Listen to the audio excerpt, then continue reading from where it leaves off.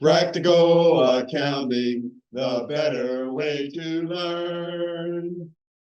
Hello, this is Process Costing, Module 3 of Practical Managerial Accounting. Today, we're going to be in this short module looking at an overview and terminology of process costing.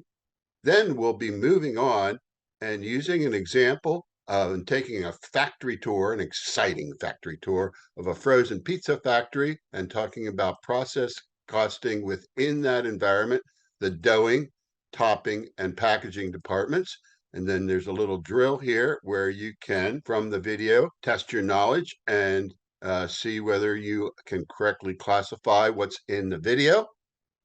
Then we're going to review from the bridge method, the base method, beginning plus add plus subtract minus end equals ending, flow chart, a unique flow chart for practical accounting to show how the costs flow. We're going to expand that to multiple work and process departments and show how it works with the journal entries on the right-hand side over here and show you what's the same and what's new. As you can see, most of it's the same in yellow. Then we're going to come on to the big issue here, which is equivalent units of production. This is also a unique format where we show everything all on one page, everything all in Excel to compute equivalent units and all the computations right here. Then we're going to give you a chance to test your knowledge with a little puzzle here. And then on the next sheet is the key to check it. Then we're going to challenge you a little bit more with a comprehensive exercise, and you can work it through. And as you're working along, you can check your work with the key. And finally, we're going to loop back and show you how those transactions flowed through, both with the process flow and with the journal entries. So let's come back and take a look at overview and terminology of process costing. This is the big picture, folks. This is an important point. You might want to pay close attention to this. What is process costing? Process costing is used for continuous multi-step processes of many units of the same product. Costs are totaled by department, not by job or batch like before in job order costing, but by processing department at the end of the period. And the period can be as short as a day, it can be a month, it could even be a year, but unlikely. Applications for continuous multi-step processes are things like potato chips,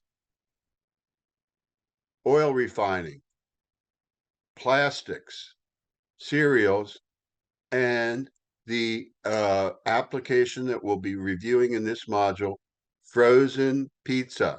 This is different than job order costing that we did in the last module, where you can think of that as one pizza or a couple pizzas ordered for delivery.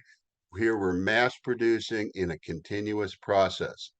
How does process costing work?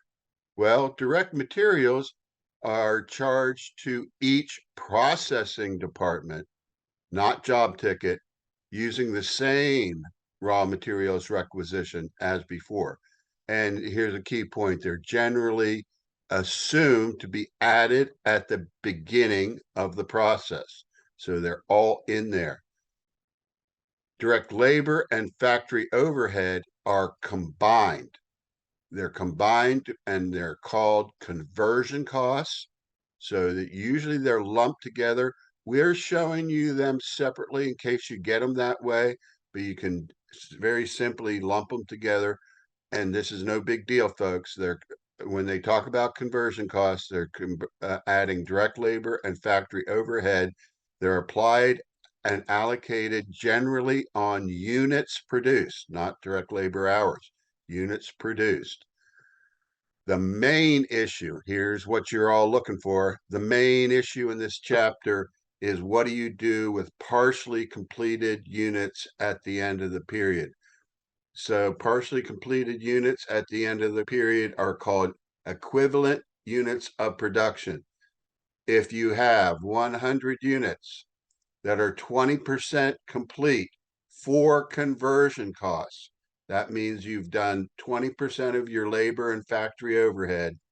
If they're 20% complete or done, that's equal to the cost of 20 units.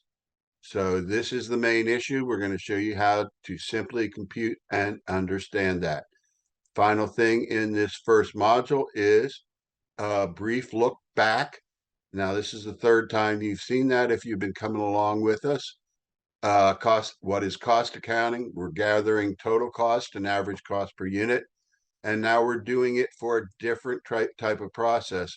Remember here, we could do it by the job because we had uniqueness in job order costing. Now we don't, so we're doing it based on time. So average cost and total cost per unit. We have the same basic layout. We have suppliers bringing supplies in. We have a raw materials warehouse. We have a factory. And in this case, it's partially assembled frozen pizzas. We have a warehouse of completed pizzas called finished goods here. And then when they are sold, and only when they are sold, do they become cost of goods sold. Revenue at price minus cost of goods sold equals gross profit. The rest of the definitions are here. You can pause them and review them if you'd like. And then we are going to come back in the next module and start with our exciting factory tour. If you want a sneak peek in your search engine, how it's made frozen pizzas. How it's made frozen pizzas. That's what I'll be talking about. But then we'll be reusing that as an example, and it's a really cool video. See you soon. Stay on the bridge with us, Dr. Hillard and I, as we move to the next segment. You still don't need the stinking formulas. How about that? See ya. You can get this Excel workbook and a whole lot more Stuff at practicalaccounting.com. See you there.